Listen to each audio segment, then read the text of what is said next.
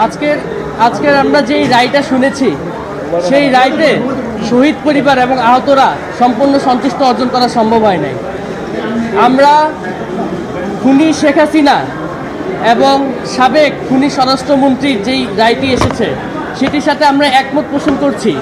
কিন্তু সাবেক আইজিপি চৌধুরী আল মামুন তার যে রায়টি এসেছে সেটি আমরা প্রত্যাখ্যান করছি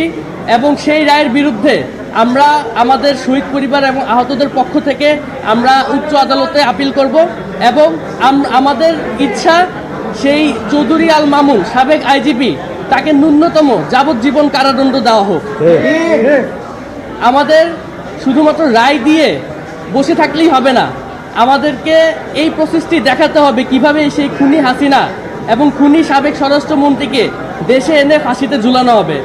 এবং সেটি দেশবাসীর সামনে স্পষ্ট করতে হবে কিভাবে কোন প্রক্রিয়ার মাধ্যমে তাদেরকে আনতে হবে এবং দেশ থেকে এই কার্যক্রম যত শীঘ্র সম্ভব তত শীঘ্রই শুরু করার জন্য আমাদের শহীদ এবং আহতদের পরিবারদের থেকে এটি দাবি জানানো হচ্ছে। তারই সাথে খুনি হাসিনার আরও যে সকল দোসররা ছিল যারা এখন দেশে আছে বা দেশের বাইরে হোক, সকলকে দেশের মাটিতে এনে যথাযথ বিচার প্রক্রিয়ার মাধ্যমে তাদের শাস্তি কার্যকর করার জন্য শহীদ এবং আহতদের পরিবারদের পক্ষ থেকে দাবি জানানো হচ্ছে এবং সরকারকে এবং এই দেশের সকলকে এ ব্যাপারে যত দ্রুত সম্ভব পদক্ষেপ গ্রহণ করার জন্য দাবি উপস্থাপন করা হচ্ছে। ধন্যবাদ সকলকে। আমার নাম মীর মাহবুবুর রহমান স্নিগ্ধ, আমি শহীদ নির্মুগ্ধ।